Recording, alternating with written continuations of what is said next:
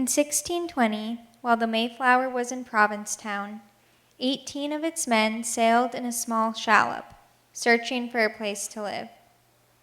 They came to present-day Eastham, where they were met by a group of Nauset. After a brief but violent encounter, the English left towards today's Plymouth. In 2020, we remember this first encounter. We explore its meanings for today and tomorrow. Welcome back to the Sunset Series. My name is Joanna Hollick, and I'm the coordinator of the Sunset Series with Eastham 400. I'm here today with John Hanlon, who is the coordinator of our Campfire series, also with Eastham 400. And in addition to being the Campfire series coordinator, John also works with the Mashpee Wampanoag tribe. Could you tell us a little bit about that today, John? Sure, thanks for having me. I've worked for the Mashpee Wampanoag Tribe Education Department for about 4 years. And the Education Department is a separate entity. There's a government center and community center in Mashpee on Great Neck Road South. And our role is to provide educational opportunities and assistance to all our youth that are in the public schools in the various towns on the Cape and in New Bedford and Fall River. And what exactly does the Education Department do? Well, there's several divisions. There's a whole language school. So this is this generation of kids now. Preschool kids are the first in several generations to be able to learn the language, and so they were able to working with MIT. Some of the tribal elders were able to bring the language back, and now we have teachers that can teach it to the kids. So we're hoping that that'll be something that will continue into the future. There's also a lot of social service agencies that are provided for in the Education Department. Where I work specifically, we work off federal grants that work with 14 to 19-year-olds, and it's really providing outreach to them. So there's 4 categories that we work with. There's improved academic readiness, improved academic performance, increased college and career readiness, life skills, and cultural skills. So we work with the public schools to make sure our kids are getting the services they need. We provide extra services like SAT prep, tutoring. We work most closely with Mashpee High School because we're only 5 miles away, and we actually have a separate part of the building, the Indian Education Room, that provides us a space to do a lot of outreach with kids. But we also have over 100 youth in the Barnstable and Falmouth systems. And then we also have many off Cape in Wareham, New Bedford, Fall River. So direct services we provide to them would be those kind of tutoring and opportunities. As far as the career and college readiness, we do career fairs, inviting lots of people to the government center, like college fairs. We do, probably our most popular program is we do college trips locally, but also out west. So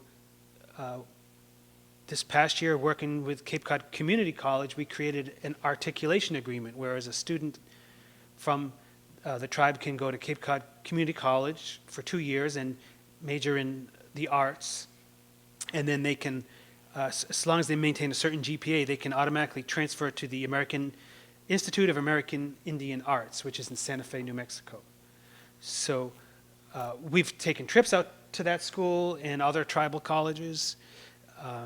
The tuition out there is much cheaper, so there's a lot more opportunities.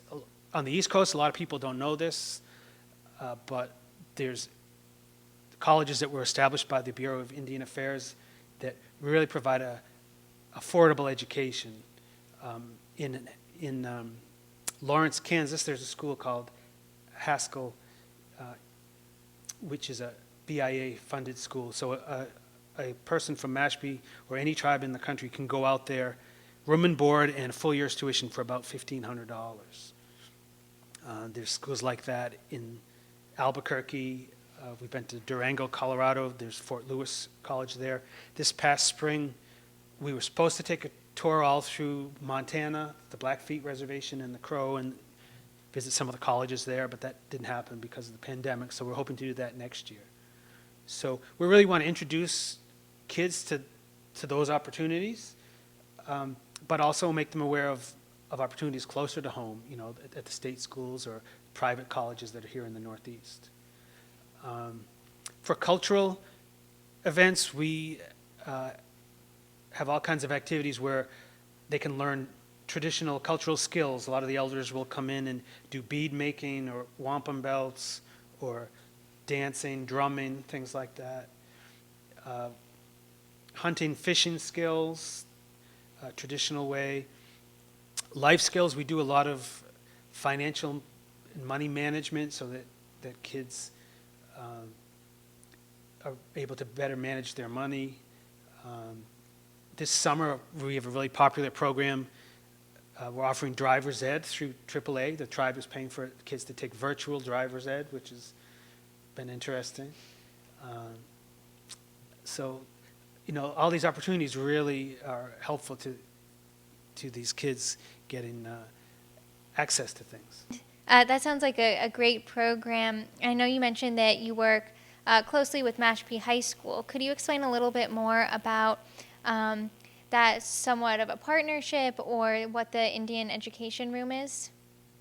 Yeah, so the Indian Education Room is a separate room in the building. Our language classes are offered there, so that was one other part of the grant that Mashpee High School a few years ago agreed to allow us to offer the Wampanoag language as a world language.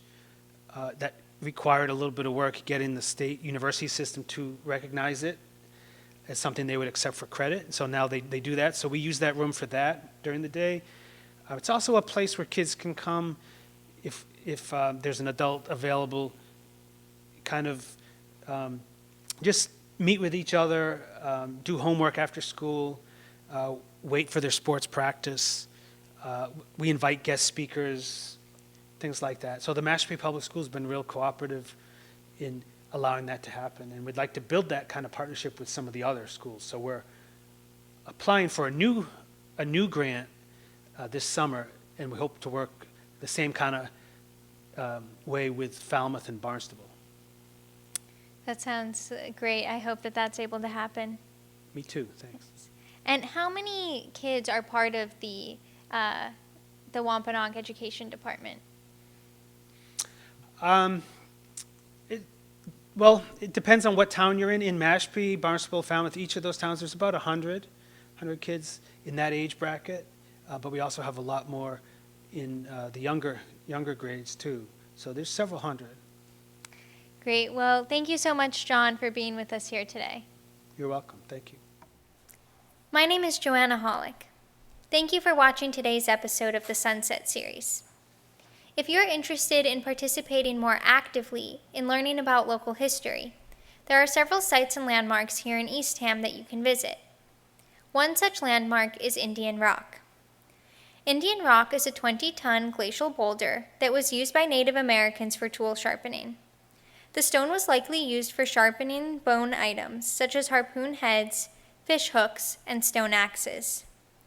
Today, you can still see the markings these tools made in the stone. Also known as Sharpening Rock, this boulder was moved to the top of Skiff Hill near Hemingway Landing in 1965 due to shoreline retreat. You can still find the rock there today. From the parking lot at the end of Hemingway Road, it is a 1/10 of a mile walk uphill to the rock. And we encourage you to visit this historic landmark. Thank you.